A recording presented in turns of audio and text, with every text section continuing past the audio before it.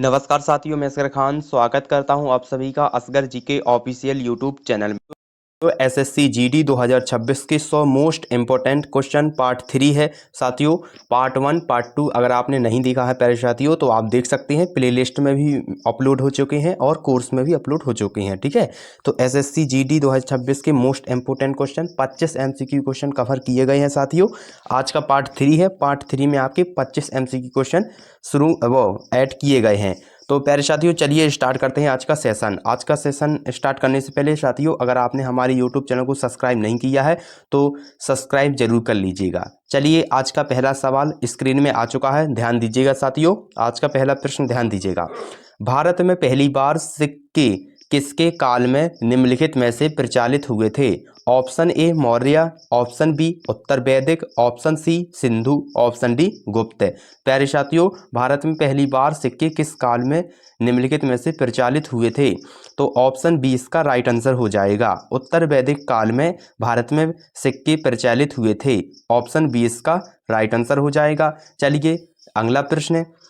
बैरम खां निम्नलिखित में से किसका अभिभावक था? Option A Jahangir, option B Shahjahan, option C Akbar, option D Humayun. तो प्यारे साथियों, बैरम खां निम्नलिखित में से अभिषेक था, वो था अकबर का। ऑप्शन सी इसका राइट आंसर हो जाएगा। चलिए अगला प्रश्न। तुगलक वंश की राजधानी कहाँ निम्नलिखित में से स्थित की गई थी? ऑप्शन ए दौलत, ऑप्शन ए है दौलताबाद, ऑप्शन बी है आगरा, ऑप्शन सी है अयोध्या, ऑप्शन डी श्रीनगर। तो प्यारे साथियों, तुगलक वंश की राजधानी कहाँ निम्नलिखित में से स्थित की गई थी? तो दौलताबाद में। ऑप्शन ए इसका राइट आंसर हो जाएगा। ऑप्शन ए इसका राइट आंसर हो जाएगा। चलिए अगला प्रश्न।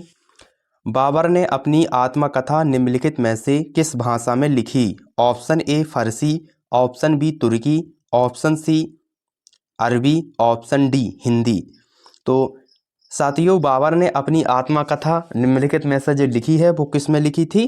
तो तुर्की में आत्मकथा लिखी थी। याद रखिएगा, आपकी एसएससी जीडी के लिए बहुत ही इंपॉर्टेंट क्वेश्चन है। ठीक है, ऑप्शन बी इसका राइट आंसर हो जाएगा। जो आत्मकथा लिखी थी बाबर ने वो तुर्की भाषा में लिखी थी। ठीक है, ऑप्शन बी इसका राइट आंसर हो जाएगा। चलिए अगला प्रश्न। महमूद गजनबी ने भारत पर कितने निम्नलिखित में से आक्रमण किए? Option A 5, option B 10, option C 15, option D 17। तो प्यारे साथियों, महमूद गजनबी ने भारत पर निम्नलिखित में से जो आक्रमण किए हैं वो कितने किए हैं? तो 17 बार किए हैं। यानी कि महमूद गजनबी ने भारत पर 17 बार आक्रमण किए हैं। ऑप्शन डी इसका राइट आंसर हो जाएगा। चलिए अगला प्रश्न। गुप्त काल में कौन सी लिपि प्रयोग निम्नलिखित में से थी? Option A Arabi, option B Brahmi, option C Kharosthi, option D Nagari. तो साथियों, गुप्त काल में कौन सी लिपि प्रयोग निम्नलिखित में से थी? तो ब्राह्मी थी। ठीक है, गुप्त काल में जो लिपि का प्रयोग होता था वो कौन सी होता था? तो ब्राह्मी का होता था। ठीक है, ऑप्शन बी इसका राइट आंसर हो जाएगा। चलिए अगला प्रश्न। चार मीनार किसने निम्नलिखित में से बनाई? ऑप्शन जो चार मीनार है वो निम्नलिखित में से किसने बनवाई थी? Option A Qutubuddin, option B Jahangir, option C Mohammad Qutub Sahab, option D Akbar. तो प्यारे साथियों, जो चार मीनार है वो किसने निम्नलिखित में से बनवाई थी? तो मोहम्मद कुली कुतुब शाह ने। ठीक है, जो चार मीनार बनी है साथियों वो कुतुब शाह जी ने बनाई थी। मोहम्मद कुली कुतुब शाह ने बनाई थी। ऑप्शन सी इसका राइट आंसर हो जाएगा। चलिए अगला प्रश्न। शेरशाह सूरी का मकबरा निम्नलिखित में से कहाँ है? Option A Sasaram, option B Patna, option C Varanasi, option D Delhi. तो प्यारे साथियों, जो शेरशाह सूरी का जो मकबरा है वो निम्नलिखित में से कहाँ पर है?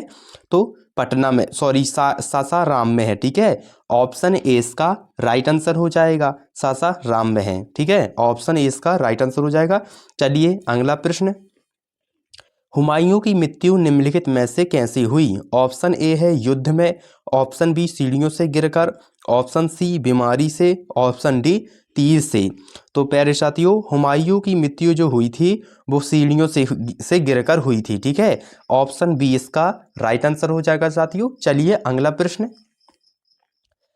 रणथंभौर का किला किसके शासन निम्नलिखित में से प्रसिद्ध था? Option A Prithviraj, option B Hamir Dev, option C Bappa Rawal, option D Rana Sanga. तो प्यारे साथियों, रणथंभौर का जो किला है वो किसके शासनकाल में प्रसिद्ध हुआ था?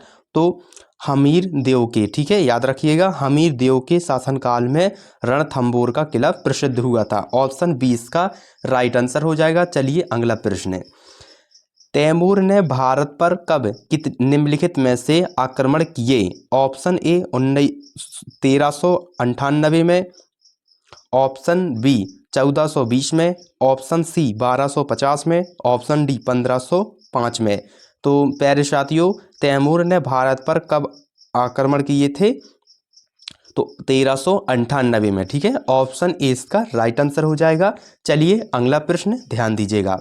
मीराबाई किसकी निम्नलिखित में से भक्त थीं? Option A Shiv, option B Ram, option C Krishna, option D Buddha है। तो प्यारे साथियों, मीराबाई जो भक्ति में लीन थी वो किसकी भक्ति किया करती थी? तो श्री कृष्ण की। ऑप्शन सी इसका राइट आंसर हो जाएगा। चलिए अगला प्रश्न। भारतीय राष्ट्रीय पतंग निम्नलिखित में से कब से शुरू हुआ? बहुत ही इंपॉर्टेंट है आपकी परीक्षा के लिए प्यारे साथियों, एसएससी जीडी के लिए बहुत ही इंपॉर्टेंट है। ठीक है, इसलिए ध्यान से पढ़िएगा। भारतीय राष्ट्रीय पतंग यानी कि कैलेंडर जो होता है वो निम्नलिखित में से कब से शुरू हुआ था? ऑप्शन ए है 1950, ऑप्शन बी है 1957, ऑप्शन सी 1970, ऑप्शन डी 1947। तो प्यारे साथियों, भारतीय राष्ट्रीय पतंग जो निम्नलिखित में से शुरू हुआ था वो कब से शुरू हुआ था? ऑप्शन बी 1957 से। 1957 से शुरू हुआ था भारतीय राष्ट्रीय पतंग। ठीक है, ऑप्शन बी इसका राइट आंसर हो जाएगा। चलिए अगला प्रश्न ध्यान दीजिएगा साथियों। निम्नलिखित में से मेगस्थनीज किस ग्रीक शासक का दूत था? Option A Antiochus, option B Sikandar, option C Seleucus, option D Philip. तो प्यारे साथियों, मेगस्थनीज किस ग्रीक शासक का दूत था निम्नलिखित में से? तो ऑप्शन सी इसका राइट आंसर हो जाएगा, सेल्यूकस का। ठीक है, जो मेगस्थनीज था वो किस ग्रीक शासक का दूत था? तो सेल्यूकस का। ठीक है, ऑप्शन सी इसका राइट आंसर हो जाएगा। चलिए अगला प्रश्न। निम्नलिखित में से कनिष्क किस वंश से था? Option A Krishna, option B Gupta, option C Chola, option D Pallava. तो प्यारे साथियों, निम्नलिखित में से जो कनिष्क था वो किस वंश से था? तो कृष्ण है। ठीक है, ऑप्शन ए इसका राइट आंसर हो जाएगा। ठीक है, चलिए अगला प्रश्न, नेक्स्ट प्रश्न ध्यान दीजिएगा। निम्नलिखित में से हर्षवर्धन की राजधानी कौन सी थी? Option A Kannauj, option B Pataliputra, option C Lucknow, option D Ujjain. तो प्यारे साथियों, जो हर्षवर्धन की राजधानी थी वो कौन सी थी? कन्नौज थी। ठीक है, हर्षवर्धन जी की जो राजधानी थी वो कन्नौज थी। ऑप्शन ए इसका राइट आंसर हो जाएगा। चलिए अगला प्रश्न। तक्षशिला का प्रसिद्ध शिक्षक निम्नलिखित में से कौन था? Option A Panini, option B Kalidas, option C Varahamihira, option D Arastu. तो प्यारे साथियों, तक्षशिला का प्रसिद्ध शिक्षक था निम्नलिखित में से वो था पाणिनि। ठीक है, ऑप्शन ए इसका राइट आंसर हो जाएगा, पाणिनि। ऑप्शन ए इसका राइट आंसर हो जाएगा। चलिए अगला प्रश्न। निम्नलिखित में से देवदासी प्रथा किस मंदिर से जुड़ी है? Option A Konark, option B Mathura, option C Puri, option D Khajuraho. तो प्यारे साथियों, निम्नलिखित में से देवदासी प्रथा है जो वो किस मंदिर से जुड़ी हुई है? तो पुरी से। ठीक है, ऑप्शन सी इसका राइट आंसर हो जाएगा, पुरी से। चलिए अगला नेक्स्ट प्रश्न है। अगला प्रश्न ध्यान दीजिएगा साथियों। पृथ्वीराज रासों के रचयिता निम्नलिखित में से कौन है? Option A Kalidas, option B Sanjay, option D Chandbardai, option D Malik Mohammad. तो प्यारे साथियों, पृथ्वीराज रसो के रचयिता हैं जो, वो कौन थे? तो चंदबरदाई, ऑप्शन सी इसका राइट आंसर हो जाएगा। चलिए नेक्स्ट प्रश्न। प्यारे साथियों, अगर आपको सेशन अच्छा लगा हो तो सेशन को लाइक जरूर कर दीजिएगा, ठीक है, और चैनल को सब्सक्राइब जरूर कर दीजिएगा, और सेशन को लाइक और शेयर जरूर कर दीजिएगा, ठीक है प्यारे साथियों। चलिए ध्यान दीजिएगा, भीमबेटका किसके लिए निम्नलिखित में से प्रसिद्ध है? ऑप्शन ए मंदिर, ऑप्शन बी गुफाएं, ऑप्शन सी स्तूप, ऑप्शन डी किला। तो प्यारे साथियों, भीमबेटका है जो किसके लिए प्रसिद्ध है? तो गुफाओं के लिए प्रसिद्ध है भीमबेटका, ठीक है, ऑप्शन बी इसका राइट आंसर हो जाएगा। चलिए अगला प्रश्न ध्यान दीजिएगा, निम्नलिखित में से चोलों की राजधानी थी? Option A Thanjavur, option B Madurai, option C Kanchi, option D Nagapattinam. तो प्यारे साथियों, चोल की जो राजधानी थी वो थी तंजापुर, ऑप्शन ए इसका राइट आंसर हो जाएगा। चलिए अगला प्रश्न, अमीर खसरो किसके दरबार निम्नलिखित में से थे? ऑप्शन ए अकबर के, option B Mohammad Tughlaq, option C Alauddin Khilji, option D Babur. तो प्यारे साथियों, अमीर खुसरो किसके दरबार निम्नलिखित में से थे?